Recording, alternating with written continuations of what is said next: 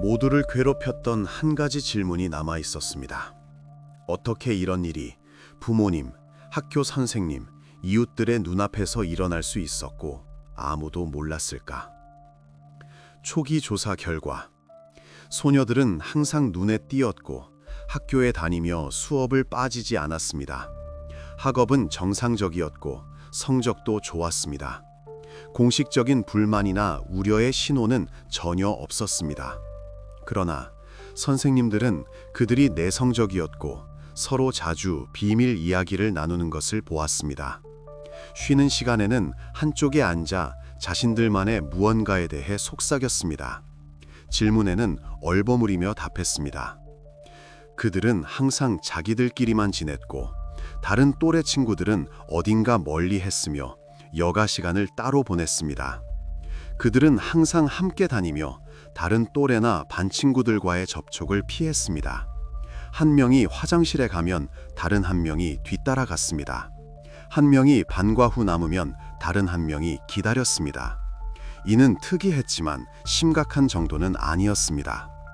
여학생들은 종종 둘이서 친구로 지내곤 합니다. 선생님들은 이것을 중요하게 여기지 않았습니다. 어쩌면 그저 아주 가까운 친구였을 수도 있습니다. 이리아와 갈랴는 공부를 잘했고 학교 생활에 적극적으로 참여했으며 긍정적인 평가를 받았습니다. 조회 시간에는 앞줄에 서서 피오네르 스카프를 메고 행사에서 시를 낭송하기도 했습니다. 유일한 이상한 점은 두 소녀 모두 어린 나이에도 불구하고 가끔 화장을 했다는 것입니다. 입술에 립스틱을 바르고 눈에 아이라인을 그렸습니다. 선생님들이 주의를 주었지만 소녀들은 계속했습니다. 질문에는 신랑감을 찾고 있다고 답했습니다. 왜? 또래 친구들이 물었습니다. 그들은 말했습니다. 우리는 신랑감을 찾으러 갈 거야. 반 친구들은 웃었습니다. 그 어린 나이에 무슨 신랑감? 하지만 이랴와 갈랴는 진지하게 말했습니다. 웃음기 없이 마치 그들의 일인 것처럼. 수사당국의 특별한 주목을 끈 것은 비극이 발생하기 한 달 전 학교에서 일어난 한 사건이었습니다. 다른 나라 친구들과 무엇이든 나눠요 행사 도중 이랴는 선생님으로부터 선물 상자를 받자마자 갑자기 바닥에 쓰러졌습니다. 그것은 실신이 아니었습니다. 소녀는 배를 움켜쥐고 소리를 지르기 시작했습니다. 우는 것이 아니라 정확히는 비명을 질렀습니다. 처절하고 날카로운 비명, 참을 수 없는 고통에서 나오는 비명처럼. 선생님들은 그녀가 수업 중에 앉아 있으면서 그저 소리를 질렀다고 말했습니다. 여교사는 당황하여 소녀에게 달려가 구급차를 부르려 했습니다. 그러나 이랴는 갑자기 소리를 뚝 그치고 바닥에서 일어나 모든 것이 괜찮다고 말했습니다. 그저 배가 아팠지만 이제는 괜찮다고요. 선생님은 의심했지만 소녀는 고집했습니다. 그녀는 자기 자리로 돌아가 책상에 앉았습니다. 얼굴은 창백했고 입술은 굳게 다물려 있었습니다. 하지만 그녀는 침묵했습니다. 그리고 수업은 아무 일 없었다는 듯이 계속되었습니다. 나중에 밝혀졌습니다. 만약 선생님이 건강검진을 고집했더라면 비극은 예방될 수 있었습니다. 의사들은 가혹행위의 흔적을 발견했을 것입니다. 조사가 시작되었을 것이고 소녀들은 구원받았을 것입니다. 그러나 선생님은 고집하지 않았습니다. 그저 배알이라고 믿었습니다. 학생들이 아픈 곳이 어디 한두 군데겠는가 하고요. 그리고 유일한 기회를 놓쳤습니다. 수사관들은 이랴가 최근 들어 병약해 보였다는 사실도 밝혀냈습니다. 눈 밑에 다크서클, 창백한 피부, 구부정한 걸음걸이, 때로는 걷는 것이 아픈 듯 찡그리곤 했습니다. 하지만 부모님은 의사를 찾아가지 않았습니다. 왜일까요? 당시에는 이 질문에 아무도 관심을 두지 않았습니다. 나중에 이 질문은 핵심이 될 것입니다. 선생님들은 이렇게 말했습니다. 그녀는 수업 중에 말 그대로 고통과 분노로 비명을 질렀지만 몇 달 동안 모두가 이를 무시했습니다. 교무주임은 몇 번이나 어머니에게 전화하려 했지만 계속 미루었다고 했습니다. 담임 선생님은 혹시 소녀가 사춘기 변화를 겪고 있고 이것이 정상적인 생리적 변화일 수도 있다고 생각했습니다. 모두가 설명을 찾았습니다. 모두가 스스로를 안심시켰습니다. 아무도 남의 가정 문제에 끼어들고 싶어 하지 않았습니다. 사망자 발견 직후 이랴의 어머니인 발렌티나 코르네바에 대한 신문이 시작되었습니다. 여성은 밤 10시경 수사관실로 끌려왔습니다. 그녀는 주위를 둘러보며 들어왔습니다. 눈은 눈물로 붉었지만 시선은 어딘가 이상했습니다. 단순한 슬픔이 아니라 다른 무언가가 있었습니다. 주된 질문은 딸이 아팠다면 왜 의사에게 데려가지 않았느냐는 것이었습니다. 여성은 자신이 어떤 의사보다 딸을 잘 치료했으며 의료 지원이 필요 없었다고 주장했습니다. 자신감 있게 심지어 도전적으로 말했습니다. 손을 흔들며 목소리를 높였습니다. 내가 엄마인데 내 딸에게 무엇이 필요한지 내가 제일 잘 압니다. 수사관은 말없이 그녀를 바라보았습니다. 많은 것을 본 경험 많은 사람이었습니다. 그는 무언가 잘못되었다고 느꼈습니다. 어머니의 슬픔은 연극 같아 보였습니다. 너무 과시적이었습니다. 그때부터 어머니의 행동이 의심스러워 보이기 시작했습니다. 형사들은 발렌티나 코르네바와 이랴의 의붓아버지인 그녀의 남편에 대한 조사를 시작했습니다. 가설은 간단했습니다. 어머니는 무슨 일이 일어나고 있는지 알고 있었고 어쩌면 심지어 참여했을 수도 있다는 것이었습니다. 동기는 불분명했지만 이는 밝혀져야 할 부분이었습니다. 그러나 곧 밝혀졌습니다. 지난 2주 동안 부부는 칼리닌 지역의 친척집에 있었습니다. 5월 10일에 떠나 26일에 돌아왔는데 이미 시신이 발견된 후였습니다. 알리바이는 철저했습니다. 친척들이 확인해 주었고 역에서 증인들도 보았습니다. 소녀는 의붓아버지의 어머니 70세의 노파가 돌보고 있었습니다. 약하고 시력과 청력이 좋지 않았습니다. 이랴는 어디든 갈 수 있었고 할머니는 눈치채지 못했을 것입니다. 두 번째 희생자인 갈랴의 부모님도 철저한 알리바이가 있었습니다. 아버지는 육가공 공장에서 야간 근무를 했고 어머니는 학교 청소부였습니다. 수십 명의 증인들이 그들의 근무지 존재를 확인해 주었습니다. 하지만 이 끔찍한 범죄를 저지른 사람은 누구일까요? 그리고 그때 수사팀은 중요한 정보를 입수했습니다. 여학생들이 마지막으로 목격된 곳은 육가공 공장 근처였습니다. 옆집 소녀가 말했습니다. 5월 24일 아침에 이랴와 갈랴를 보았는데 그들은 공장 쪽으로 걸어가고 있었다고요. 근처에서 자주 놀던 여학생들은 주장했습니다. 이랴와 갈랴가 공장 부지에서 어떤 가방들을 들고 나오는 것을 보았다고요. 소녀들의 걷는 모습으로 보아 느리고 조심스럽게 무거웠던 것 같다고 했습니다. 그리고 나서 검은색 볼가가 그들을 데리러 왔습니다. 차가 다가왔고 소녀들은 차에 타 사라졌습니다. 어디로 갔는지는 알 수 없었습니다. 그리고 많은 소녀들이 수사팀에 이렇게 말했습니다. 실제로 어떤 검은색 볼가에 검은 선글라스를 낀 아저씨가 소녀들을 데려 어딘가로 데려가거나 어딘가를 돌아다녔다고요. 사건은 진전되기 시작했습니다. 증인과 증거가 나타났습니다. 많은 소녀들이 확인했습니다. 실제로 검은색 볼가를 탄 선글라스 낀 남자가 그들을 차에 태워 어딘가로 데려갔다고요. 이런 일은 여러 번 목격되었습니다. 때로는 일주일에 두세 번씩이었습니다. 어떤 이는 남자가 그들에게 사탕을 주었다고 말했습니다. 어떤 이는 그가 도시를 돌아다니며 태워주었다고 말했습니다. 아무도 가혹행위에 대해서는 말하지 않았습니다. 두려워했거나 자신들에게 무슨 일이 일어나고 있는지 이해하지 못했거나 둘 중 하나였습니다. 이어진 회의에서 당시에는 거의 믿기 어려운 가설이 제기되었습니다. 라데이니 폴레에 위험한 성향을 가진 사람들의 비밀 클럽이 존재한다는 것이었습니다. 수사관 중 한 명이 비웃었습니다. 변두리 마을에 무슨 클럽이 있느냐고요. 하지만 수사팀장은 진지했습니다. 사실들이 스스로 말해주고 있었습니다. 체계적인 강압, 여러 참가자, 검은색 볼가, 은밀한 공모. 하지만 어떻게 이런 일이 가능할까요? 그러한 모임은 특별한 은밀함을 요구합니다. 만남의 장소가 필요합니다. 아무도 보거나 보고하지 않을 것이라는 확신이 필요합니다.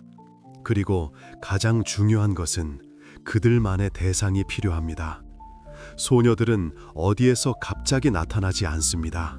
게다가 경찰로부터 보호해줄 비호 세력이 필요했습니다. 영향력 있는 누군가, 일이 잘못될 경우 사건을 덮을 수 있는 누군가. 즉시 지역 내 모든 검은색 볼가 차량을 조사하기 시작했습니다. 몇 대가 있었는데 당 지역위원회, 지역집행위원회, 그리고 육가공 공장 소유였습니다. 당시 볼가는 일반 사람들이 타는 차가 아니었습니다. 당 간부나 기업 이사들의 차였습니다.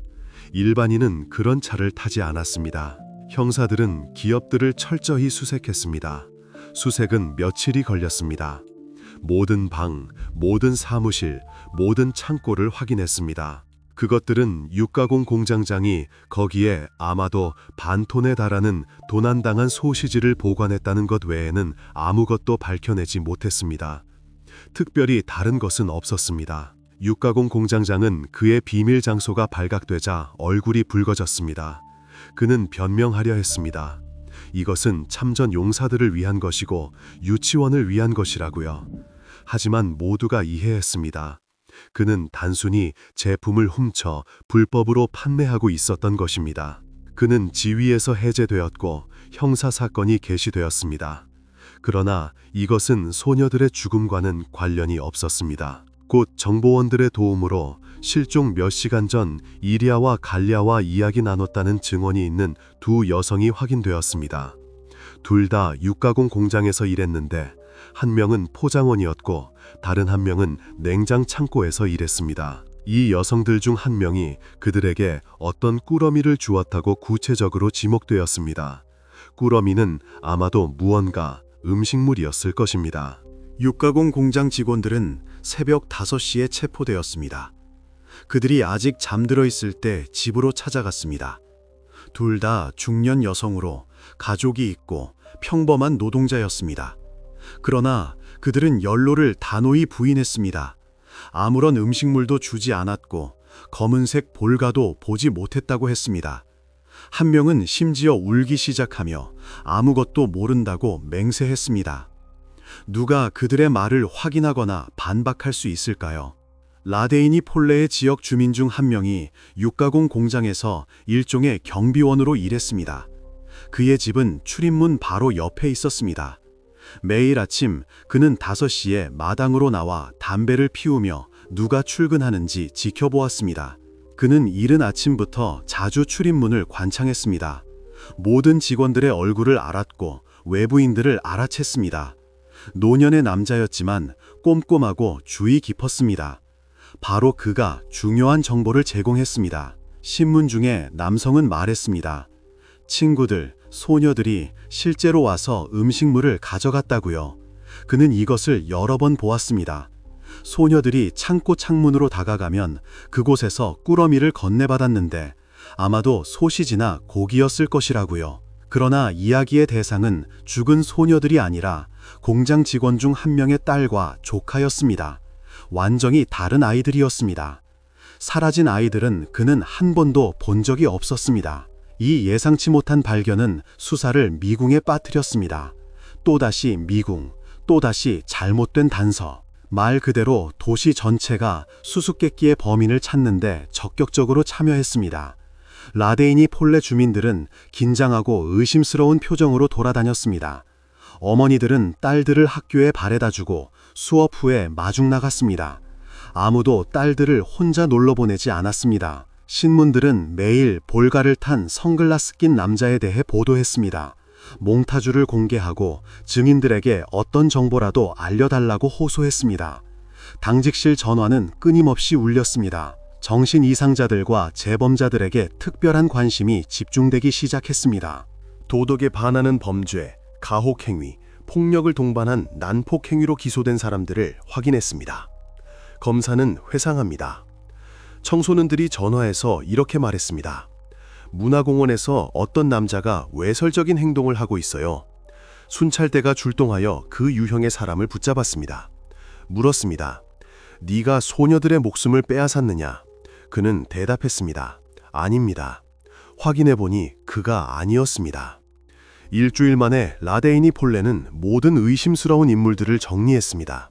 노출증 환자, 의심스러운 인물들, 소규모 범죄자들 모두를 확인하고 모두를 신문했습니다. 어떤 이는 과거 사건으로 수감되었고 어떤 이는 도시에서 추방되었습니다. 그러나 범인은 끝내 찾지 못했습니다. 형사들은 도시 모든 주민의 의료 기록을 조사하고 지난 몇 년간의 산업재해 기록을 확인했습니다. 얼굴에 흉터를 찾고 있었는데 그것이 주요 특징이었습니다. 곧 네로프라는 성을 가진 한 지역 주민에게 관심이 집중되었습니다. 그의 기록에는 3년 전 입은 얼굴 부상에 대한 기록이 있었습니다. 빅토르 네로프는 모스크바에서 태어나고 자랐습니다. 지인들 사이에서는 모스크비치, 모스크바 사람이라는 별명으로 불렸습니다. 특징적인 모스크바 억양으로 말했고 수도 출신이라는 것을 자랑스러워했습니다. 이전에 절도와 문서 위주로 2번 유죄 판결을 받았습니다. 당시에는 아무데도 일하지 않았고 반사회적인 생활 방식을 영위했습니다. 공동 아파트에 방 한 칸을 빌려 임시직으로 근근히 살았고 술을 많이 마셨습니다. 하지만 가장 중요한 것, 빅토르의 특별한 특징, 얼굴의 흉터였습니다. 관자놀이에서 턱까지 길게 이어지는 싸움에서 생긴 칼자국이었습니다. 곧 증인이 나타났습니다. 그 증인은 네로프가 두 소녀를 데리고 마르크스 거리에서 스비르강 쪽으로 걸어가는 것을 보았다고 했습니다. 은퇴한 군인이었는데 얼굴을 잘 기억하는 사람이었습니다. 남성은 사진을 보고 이랴와 갈랴를 망설임 없이 알아보았습니다. 심지어 그들이 무엇을 입고 있었는지도 기억했습니다. 이랴는 파란색 드레스를, 갈랴는 하얀 블라우스와 치마를 입고 있었습니다.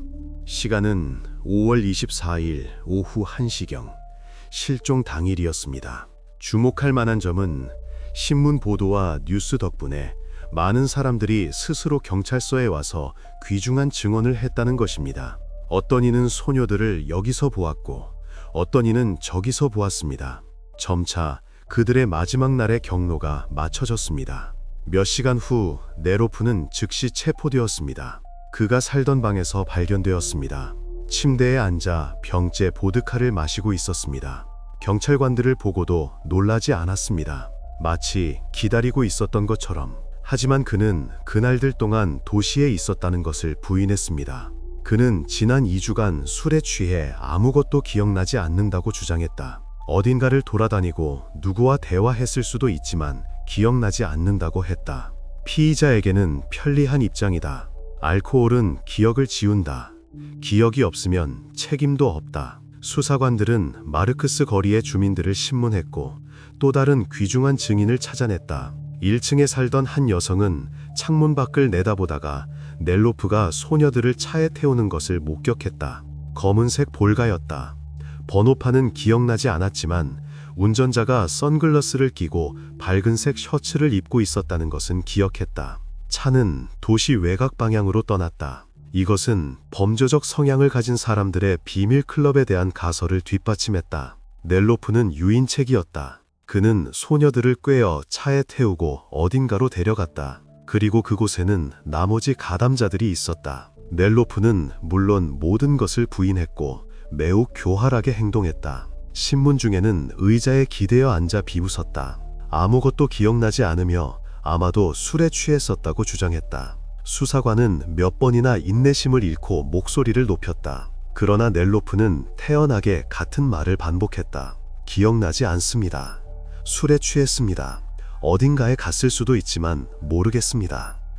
그러나 진정한 범죄 현장은 여전히 알려지지 않았다.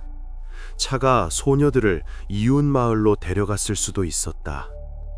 50km 반경 내에 여러 마을과 별장이 있었다. 이는 나머지 범인들을 찾는 범위를 크게 확장시켰다. 사건은 한시도 멈추지 않았다. 수사관들은 24시간 근무했으며 3에서 4시간만 자고 대충 끼니를 때웠다. 단서 하나라도 놓치지 않기 위해 모든 가설을 끝까지 파고들었다. 라데이니 폴레의 한 공동주택에 살던 블라디미르 파미는 토요일 저녁 목욕을 위해 물을 끓이고 있었는데 그때 경찰관들이 찾아왔다. 그는 문을 열었고 2명의 형사를 보자 얼굴이 변했다. 창백해졌고 눈동자가 이리저리 굴러갔다. 수사 결과 1년 전 파미는 이라 코르네바와 공동 아파트에서 이웃이었다는 사실이 밝혀졌다. 그들은 벽 하나를 사이에 두고 살았다. 얇은 칸막이여서 모든 소리가 들렸다. 그 후 소녀의 어머니와 의붓아버지는 새 아파트를 얻어 이사했다. 단 하루 만에 서둘러 이사했다. 이웃들은 발렌티나가 마치 누군가에게서 도망치듯 서둘렀다고 말했다. 흥미롭게도 파미는 3차례나 전과가 있었다. 매번 출소했지만 다시 범죄를 저질렀다. 수사관은 파미는 상습범입니다 라고 말했다. 젊은 시절 그는 인명에 대한 집단범죄로 기소되었다. 1950년대의 일이었다. 당시 그는 15년형을 선고받았는데 그 당시로서는 긴 형기였다. 15년간 복역하고 출소했을 때는 이미 중년 남성이었다. 당연히 교화되었을 것이라고 생각되었다. 그러나 아니었다. 출소 직후 그는 이웃 학교 여학생에게 부적절한 행동을 한 혐의로 유죄 판결을 받았다. 그녀를 집으로 유인하여 새끼 고양이를 보여주겠다고 약속했다. 3년형을 선고받았다. 수사관들은 용의자의 이력을 검토한 후 파민이 잔혹한 범죄에 연루되었음을 확신했다. 전과 기록, 이라와의 이웃관계, 평판 등 모든 것이 맞아떨어졌다. 그는 즉시 체포되어 수사관실로 끌려왔다. 파민은 고개를 숙이고 앉았다. 무릎 위에 손을 모으고 침묵했다. 수사관이 물었다. 5월 24일 어디에 있었습니까? 파미는 대답했다. 집에 있었고 자기 방을 수리하고 있었다. 천장을 칠하고 벽을 하얗게 칠했다. 하루 종일 나가지 않았다. 남은 질문은 이것을 누가 확인할 수 있는가였다. 파미는 대답했다. 아내, 그녀는 집에 있었고 보았다. 신문 중에 용의자의 아내가 1시간 후 도착했다. 그녀는 방으로 들어와 수사관 맞은편에 앉았다. 손을 테이블 위에 놓고 똑바로 바라보았다. 그녀는 낭편의 증언이 사실과 다르다고 진술했다. 흔들림 없이 단호하게 말했다. 아내는 이야기했다.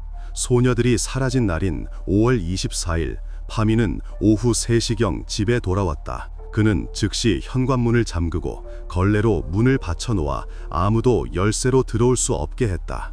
아내에게는 누구도 들여보내지 말라고 엄하게 금지했다. 누가 문을 두드리면 집에 없다고 말하고 전화가 오면 친척 집에 갔다고 말하라고 했다. 아내는 이 문구들을 외울 때까지 남편이 강제로 반복하게 했다. 그 후 파미는 더러워진 셔츠를 벗었다.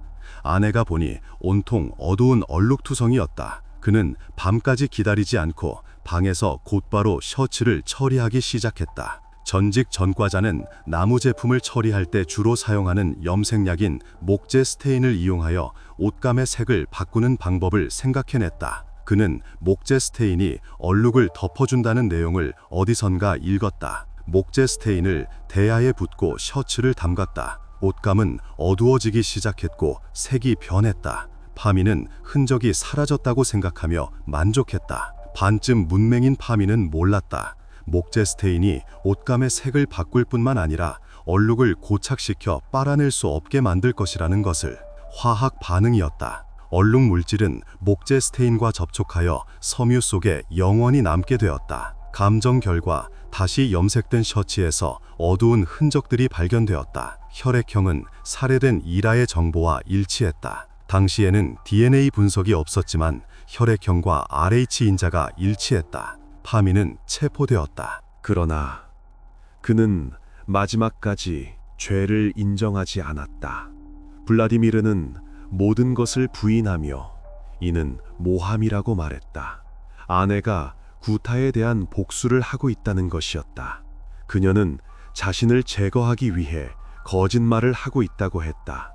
셔츠는 그저 와인을 쏟아 염색한 것뿐이라고 주장했다. 그의 인물상은 범죄 조직의 주모자 이미지와는 맞지 않았다. 전직 전과자, 만성 알코올 중독자, 사회에서 낙오된 인물, 공동주택 한 구석에서 살며 임시 일자리로 연명했다. 이렇게 낮은 사회적 지위를 가진 사람들이 그러한 범죄를 조직할 수 있었다는 것은 믿기 어려웠다. 체계적인 강제, 공모, 차량, 만남 장소, 이 모든 것은 자원을 필요로 했다. 신문 중에 블라디미르는 입을 다물고 질문에 답하기를 거부했다.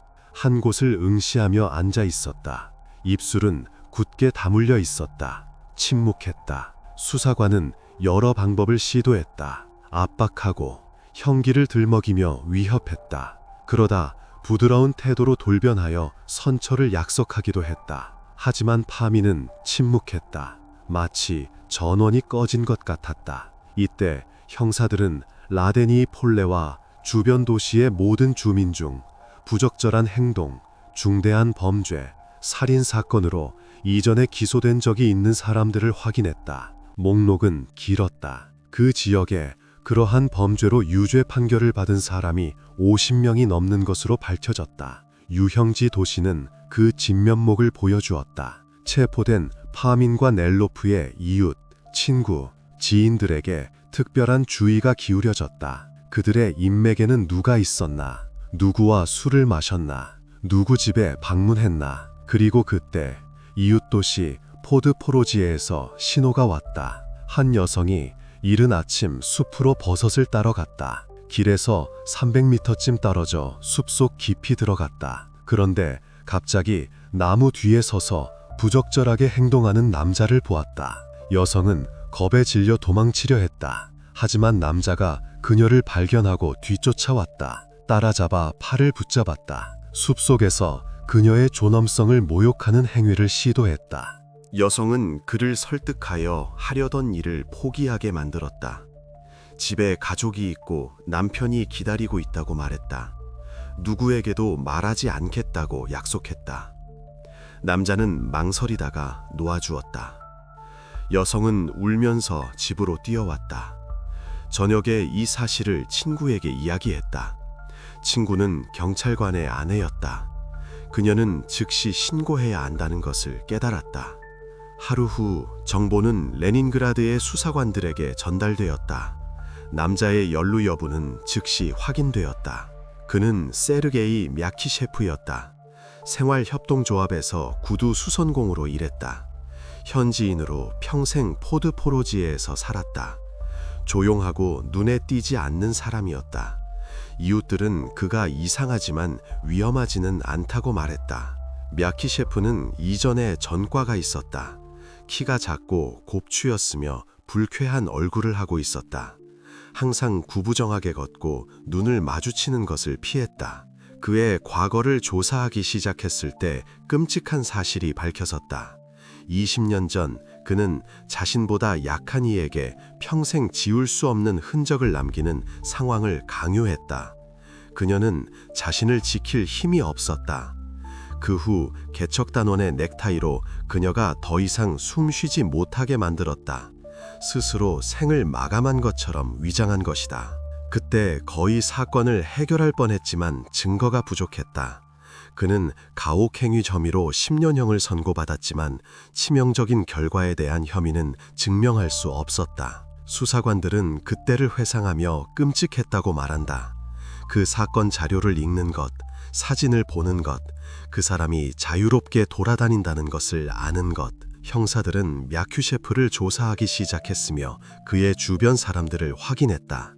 외부 감시를 설치하고 전화통화를 도청했으며 지인들을 조사했다. 곧 충격적인 사실이 밝혀졌다. 그는 친구에게 돈을 주고 집 없는 무방비 상태의 사람을 찾아달라고 제안했다. 당시로서는 엄청난 돈인 500루블을 지불할 준비가 되어 있었다. 목표는 그를 온순한 소유물로 만드는 것이었다. 자신에게 붙잡아두고 자신의 뜻대로 대하는 것. 친구는 거절했지만 мя키셰프는 계속해서 실행할 사람을 찾았다.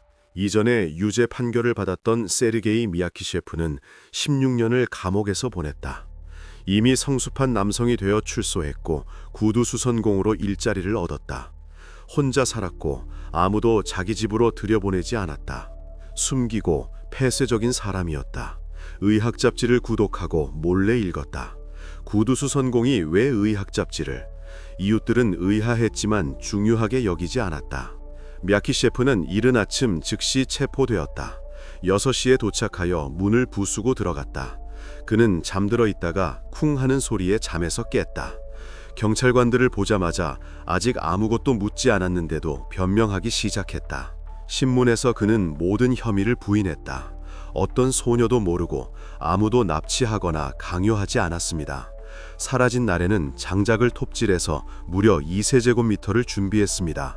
확인해 보세요. 제 마당에 있습니다. 수사관들은 마당으로 나갔다. 실제로 장작이 있었다. 가지런히 쌓여 있었다. 하지만 신선한 것인가? 언제 톱질한 것인가? 그들은 그에게 자신의 행동을 재연해 보라고 제안했다. 톱을 주며 말했다. 어떻게 톱질했는지 보여주세요. мя키 셰프는 톱을 들고 나무로 다가갔다. 일하는 척하며 주변을 뛰어다녔다. 하지만 움직임이 불안하고 익숙하지 않다는 것이 분명했다.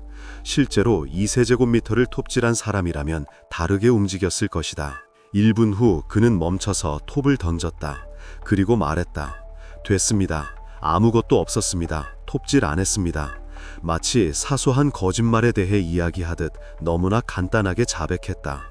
그리고 그는 자백하기 시작했다. 그러나 매우 이상하게 мя키 셰프의 말은 두서가 없었고 궤변과 의미 없는 문장으로 이루어져 있었다. 그는 조각조각 말했고 주제를 계속해서 바꾸었다. 갑자기 어린 시절 이야기를 시작하다가 정치로 넘어갔고 다시 소녀들 이야기로 돌아왔다. 거의 한 달 동안 수사관들은 그의 말에 허울을 뚫고 구체적인 사실들을 그에게서 뽑아냈다. 매 신문은 몇 시간씩 계속되었다. 모든 것을 기록하고 분석하여 단서를 찾았다.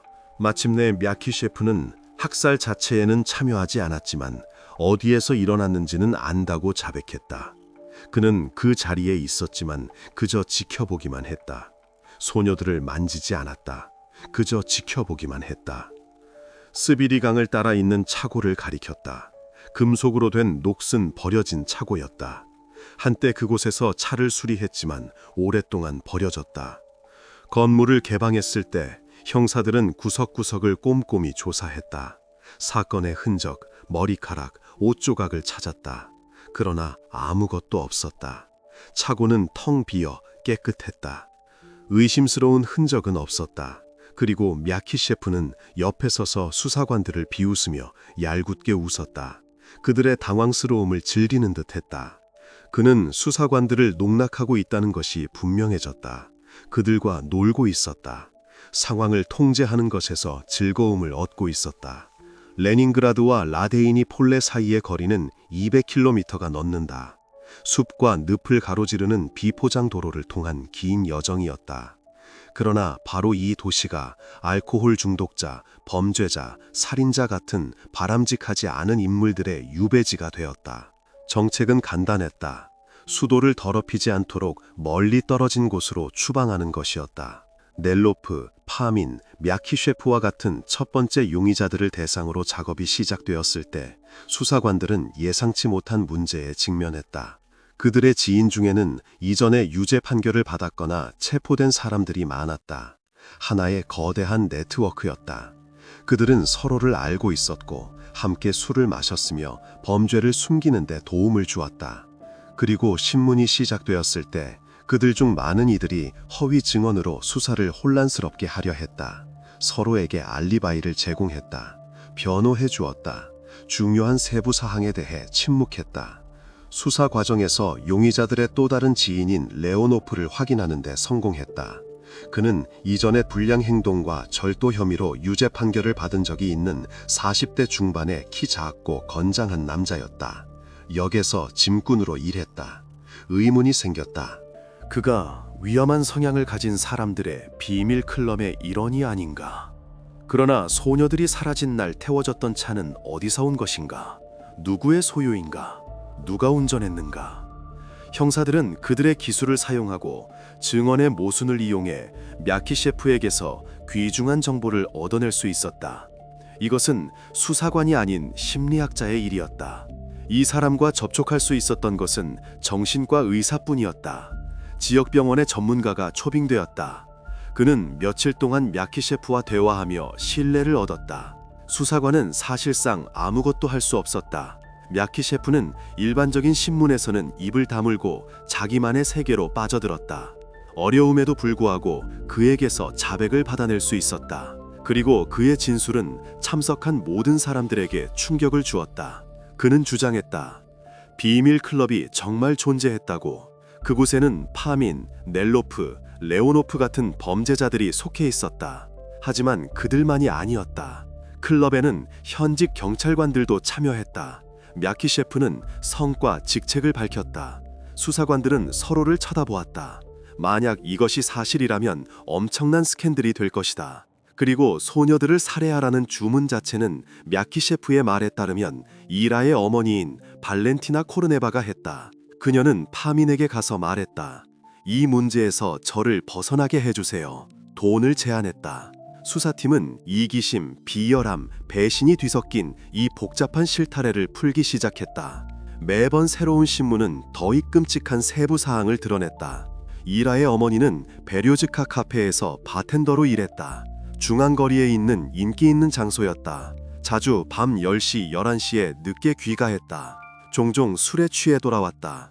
이웃들은 그녀가 계단에서 비틀거리고 열쇠를 떨어뜨리고 오랫동안 자물쇠를 열지 못하는 소리를 들었다. 그녀는 개인적인 삶을 정착시키려 노력했다. 첫 남편과의 이혼 후 어린 딸과 함께 남았다. 새로운 파트너를 찾고 춤추러 다니고 남자들과 만났다. 공동 아파트의 이웃은 어린 사람들에게 위험한 욕망을 가진 범죄자 파민이었다. 그는 벽 너머에 살면서 발렌티나를 관찰하고 그녀의 일상을 파악했다. 어느 날 어머니가 집에 없을 때 파민은 상황을 이용했다.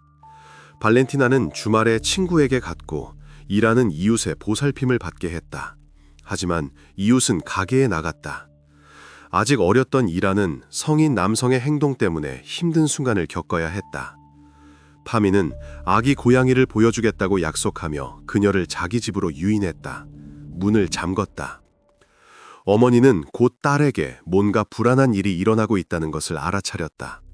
소녀는 폐쇄적으로 변했고 눈을 마주치려 하지 않았으며 날카로운 소리에 움찔거렸다. 밤에는 비명을 지르며 깨어났다. 어느 날 발렌티나는 평소보다 일찍 집에 돌아왔다. 정전 때문에 직장에서 일찍 퇴근한 것이었다. 문을 열고 파민의 방에서 울음소리를 들었다. 그녀는 그곳으로 달려들어 구석에 머리가 헝클어지고 눈이 빨개진 이라를 발견했다. 파민은 창가에 서서 벨트를 채우고 있었다. 발렌티나의 손에는 주전자가 들려 있었다. 그녀는 부엌에서 물을 끓이고 있었다. 그녀는 그것을 머리 위로 들어 파민에게 내리칠 준비가 되어 있었다. 딸을 해친 자를 죽일 준비가 되어 있었다. 파민은 당황하지 않고 경고했다. 소란을 피우면 너는 절대 개인적인 삶을 정착시키지 못할 것이다. 그는 침착하게 감정 없이 말했다. 마치 사실을 확인하는 것처럼. 그 시기에 발렌티나는 경찰관이자 알코올 중독자 치료소의 검사관인 코르네프를 만났다. 그 남자는 진지하고 술을 마시지 않았으며 좋은 월급을 받았다. 결혼할 준비가 되어 있었다. 그리고 그와 결혼할 준비를 하고 있었다. 이미 날짜를 정했고 레스토랑의 테이블을 예약했으며 반지를 샀다. 파미는 그녀의 계획을 망칠 것이라고 위협했다. 그는 결혼식에 가서 신랑에게 그녀가 어떤 어머니인지 말할 것이라고 했다. 딸을 혼자 두는 방식, 딸이 이웃집에 가는 방식. 미래의 남편에게 그녀의 과거와 그녀가 딸을 제대로 돌보지 않는다는 사실을 말함으로써 파미는 결혼식을 망칠 수 있었다. 소문이 나는 것을 두려워하여 그 여자는 침묵했다. 참았다. 딸에게 무슨 일이 일어나고 있는지 눈 감았다. 오직 자신의 개인적인 행복을 지키기 위해서였다. 신문에서 그녀는 자신의 상황에 대해 감정적으로 말했다. 손을 휘두르고 눈을 치켜뜨고 때로는 목소리를 높였다가 때로는 속삭였다. 내가 이 강도에게 뭘 할 수 있었겠어요? 그녀는 소리쳤다. 그는 저를 위협했어요. 그는 제 인생을 망칠 거라고 말했어요. 수사관들은 그녀가 배우임을 즉시 알아차렸다. 노련한 조작자였다. 때로는 손수건으로 눈물을 닦으며 흐느껴 울고, 때로는 어떤 세부 사항을 기억하며 갑자기 히스테리하게 웃었다. 그러다 다시 딸을 위해 울고 탄식했다. 곧 발렌티나는 결혼하여 아들을 낳았다.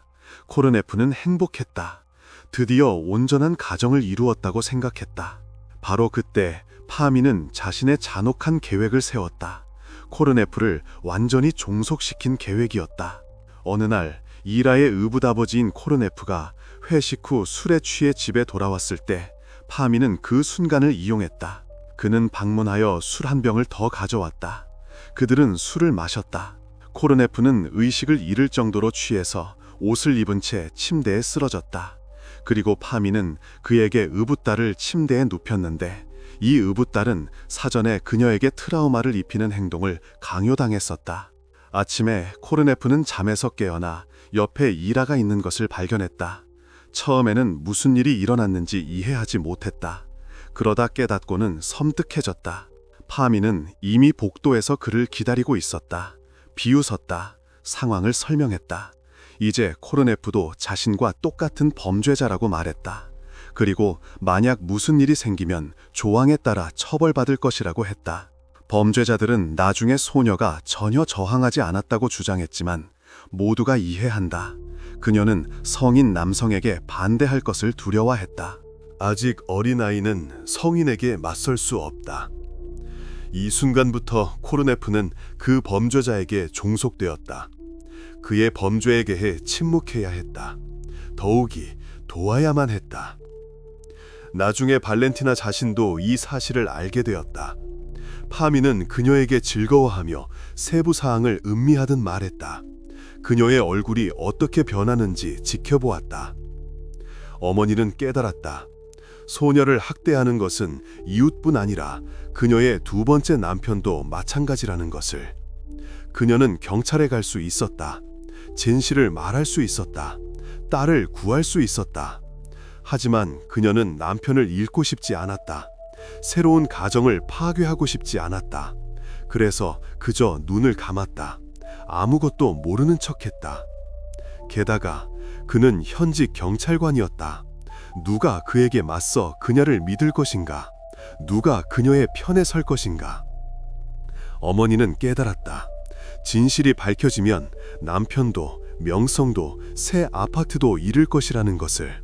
아무것도 남지 않을 것이다. 그녀에게는 범죄자들을 폭로할 기회가 있었다. 하지만 그녀는 침묵을 택했다. 딸의 삶보다 자신의 안녕을 택했다. 곧 파민의 친구 집에서 수상한 인물들로 이루어진 전체 그룹이 형성되었다. 친구의 아내가 친척들에게 갈 때 주말에 모였다. 파민, 넬로프, мя키셰프 외에도 레오노프와 예피모프가 그룹에 포함되었다. 후자는 60세가량의 노인으로 자신을 참전용사라고 사칭했다. 붉은 별 훈장을 달고 전쟁터 이야기를 했다. 모두 그를 존경했고 도왔으며 버스에서 자리를 양보했다. 바로 그에게 자동차가 있었다. 국가로부터 참전용사로서 받은 검은색 볼가였다. 차는 이동의 자유를 주었다. 아무도 볼 수 없는 도시 외곽으로 소녀들을 데려갈 가능성.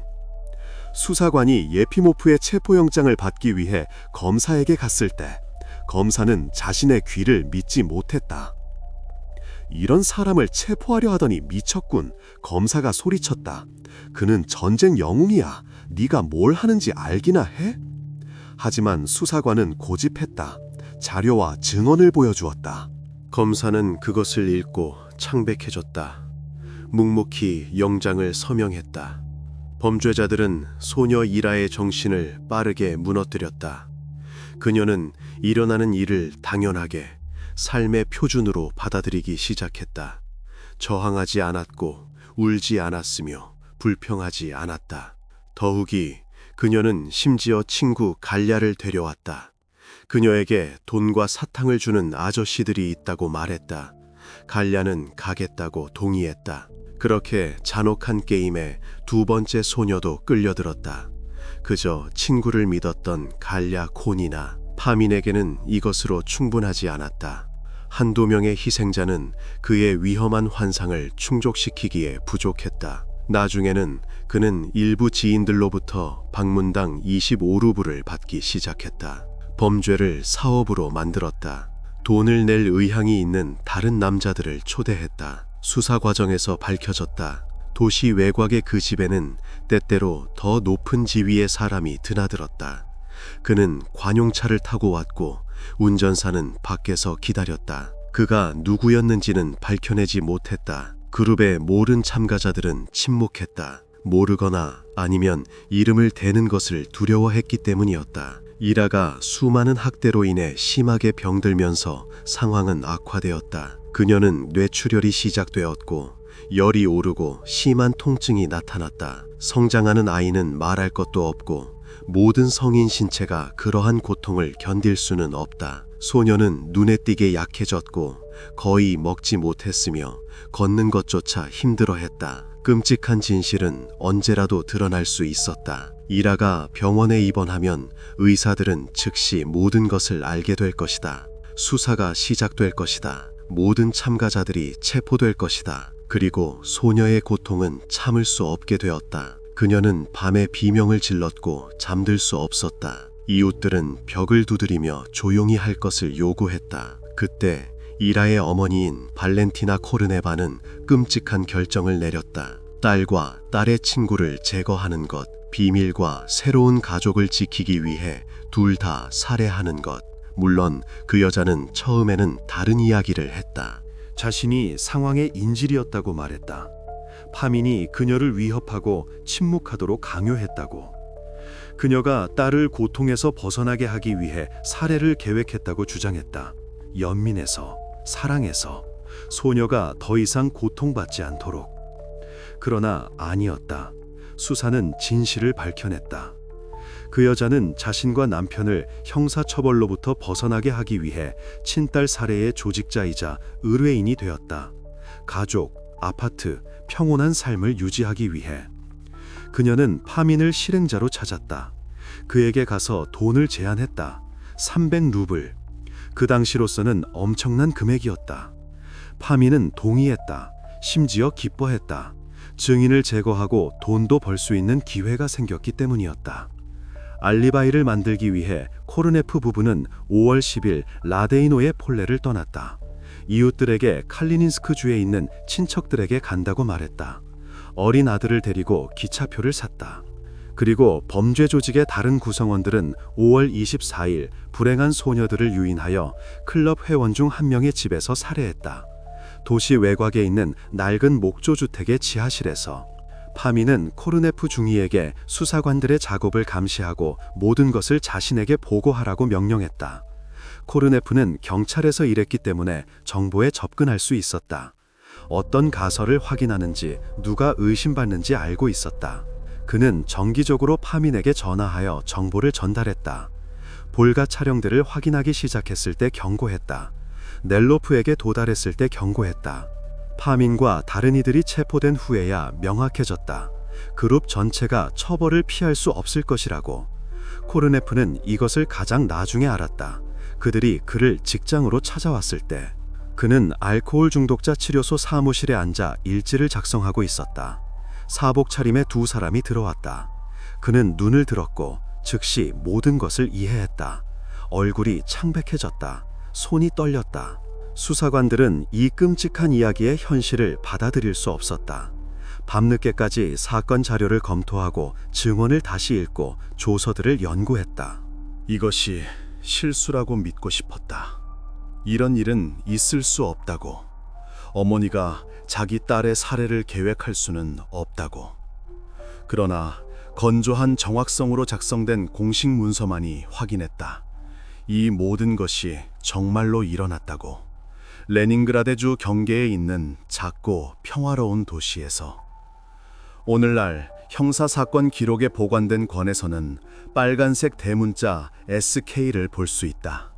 이것은 특히 중대한 범죄에 붙이던 특별한 표시였다. 이것은 사형에 대한 법원의 결정을 나타낸다. 최고형이었다. 두 사람에게 판결이 내려졌다.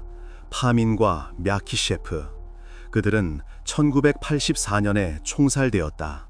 사형은 레닌그라드의 크레스티 구치소에서 집행되었다. 경찰관 코르네프는 15년 징역형을 받았다. 계급이 박탈되었고 당에서 제명되었다. 우랄의 엄중 경비 교도소로 이송되어 형기를 복역하게 되었다. 넬로프와 레오노프는 각각 10년형을 받았다. 전쟁 영웅 예피모프는 12년형을 받았다. 붉은 별 훈장은 그에게서 압수되었다. 조사를 통해 그가 전쟁에 참전한 적이 없다는 것이 밝혀졌기 때문이었다. 그는 암시장에서 그 훈장을 샀다. 소녀의 어머니 발렌티나 코르네바는 9년 동안 감옥에 있었다. 법원은 아들이 있다는 사실을 고려하여 그 여자에게 관용을 베풀었다. 하지만 무엇 때문에 그랬는지는 불분명하다. 자신의 딸을 살해하도록 계획한 여자에게 무엇 때문에 관용을 베풀어야 하는가? 석방 후 발렌티나는 성을 바꾸고 다른 도시로 떠났다. 아들은 진실을 모른 채 성장했다. 그녀는 아들에게 누나가 병으로 죽었다고 말했다. 1983년 라데이노의 폴레에서 일어난 비극은 모든 지역 주민들에게 충격을 주었다. 사람들은 그런 일이 자신들 옆에서 일어났다는 것을 믿을 수 없었다. 옆집에서, 이웃집에서. 수만 명의 소련 시민들은 무슨 일이 일어났는지조차 알지 못했다. 이 사건은 최고 수준으로 기밀 처리되었다. 언론에는 한마디도 나오지 않았다. 신문에도, 라디오에도, 텔레비전에도. 공식적으로는 이렇게 여겨졌다. 발전된 사회주의 사회에서는 이러한 범죄는 불가능하다고. 소련은 도덕성이 높은 국가이며 성장하는 세대를 사랑하고 보호한다고. 그러한 괴물들의 존재를 인정하는 것은 이데올로기적 세계관을 파괴하는 것을 의미했을 것이다. 그래서 침묵하는 것이 더 쉬웠다. 나중에 페레스트로이카와 글라스노스트 시대에 기록 보관소가 공개되기 시작하면서 알려졌다. 소련에서도 범죄자와 괴물들이 존재했다는 것을. 그들에 대한 일부 사건은 여전히 기밀로 분류되어 있다. 특별 보관소에 보관되어 있으며 접근이 제한되어 있다. 아마도 거기에는 여전히 높은 직책을 맡고 있는 사람들의 이름이 숨겨져 있을 것이다.